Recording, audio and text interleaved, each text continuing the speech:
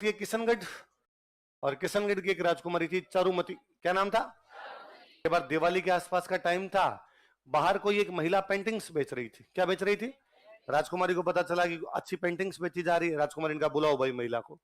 महिला अंदर आई तो उसको पूछा भाई दिखा पेंटिंग्स, तो उसने पेंटिंग दिखाई। राजकुमारी ने खूब सारी पेंटिंग खरीदी, राम जी की, कृष्ण जी की, शिव जी की, पार्वती जी की, हिंदू देवी देवताओं की, थोड़ी हिंदू राजाओं की, राणा सांगा, राणा कुंभा, राणा प्रताप, पृथ्वीराज चौहान, हमीरदेव चौहान। बूढ़ी महिला वो जो बेच रही थी उसको लगा अरे यार आज तो ठीक कमाई हो गई अपने। तो उसने कहा राजकुमारी जब इतनी पेंटिंग खरीदी है तो एक अच्छी पेंटिंग और बताऊं मैं तुम्हें? उसने कहा हाँ बताओ। और उसने एक बड़ी सी पेंटिंग दिखाई, ये और खरीद लो तुम। तो राजकुमारी ने कहा है कौन ये? तो उसने कहा अरे तुम इनको नहीं जानती, ये औरंगजेब है। कौन है? दिल्ली का बादशाह औरंगजेब। वो महिला दिल्ली से आई थी। राजकुमारी ने कहा हाँ ये भी थे दो पेंटिंग। वो भी ली, सारी पेंटिंग के रुपए दिए। फिर उसको कहा 2 मिनट बैठ यहाँ पे। उस अपनी सहेलियों को बुलाया और अपनी सहेलियों को बुलाकर औरंगजेब वाली पेंटिंग पे जूते मारो। तो सबने जूते मारे तो औरंगजेब की पेंटिंग बेचारी चिंदी चिंदी हो गई, फट गई एकदम। अब उस बूढ़ी महिला को दी और का पैसे रख ले तेरे सारे, ये पेंटिंग भी वापस ले जा, और ले जाके औरंगजेब को कहना कि चारुमती ने फाड़ी है। वो महिला गई, उसने जाके औरंगजेब कहा कि बादशाह मैं तो क्या ही बताऊं तेरे को, एक लड़की ने तेरे पोस्टर के टोटे टोटे कर दिए और तेरे को क्या गालियां निकाली है, मैं तो बता भी। औरंगजेब ने कहा रे इतनी औकात। औरंगजेब ने हाथों हाथ किशनगढ़ लैंडलाइन पर फोन मिलाया कि मैं चारुमती से शादी करना चाहता हूं। किशनगढ़ वालों की क्या औकात औरंगजेब को मना करे। उन्होंने कहा सर आओ, उसे 2 दिन पहले मिस कॉल देना, टेंट लगा के तैयार रखेंगे हम। ये बात चारुमती को पता चली कि मेरे घर वाले मेरी शादी किससे कर रहे हैं।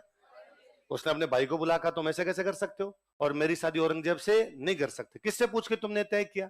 भाई ने कहा भाई तूने किससे पूछ के पोस्टर फाड़े थे, अब भुगतना तो पड़ेगा। उसने कहा नहीं मैं औरंगजेब से शादी नहीं कर सकती और तुम्हें मेरी रक्षा करनी चाहिए, तुम्हें मेरे लिए लड़ना चाहिए।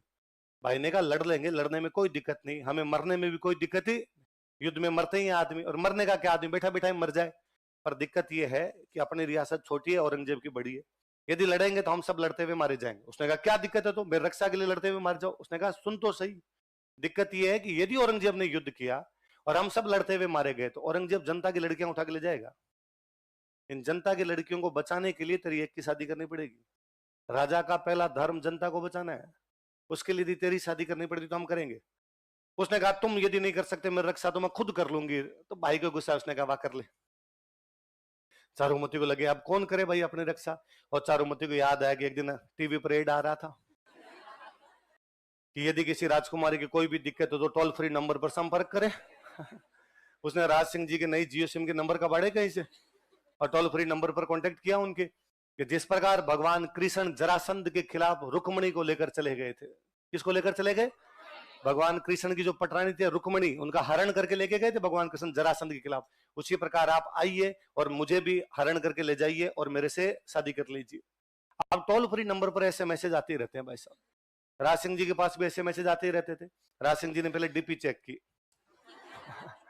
उनका ठीक है ना, ब्याह तो किया जा सकता है।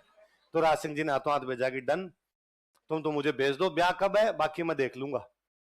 अब राज सिंह जी को पता चला यहाँ पे शादी करने के लिए कौन आने वाला था, औरंगजेब। तो औरंगजेब को मैसेज किया कि औरंगजेब वो तो किशनगढ़ ब्याह करने के लिए जाने वाला था, कैंसिल कर दे या मैं करूंगा। औरंगजेब ने कहा ये क्या तरीका है यार। हुआ क्या था, हमने एक जगह पढ़ती थी झीलवाड़ा, झीलवाड़ा के पास में एक जगह पड़ती है रूपनगर। कौन सी जगह है? रूपनगर की कोई एक राजकुमारी थी, चंचल कुमारी। क्या नाम था? औरंगजेब चंचल कुमारी से शादी करना चाहता है, पर राज सिंह पहले जाके चंचल कुमारी से शादी कर लेता है।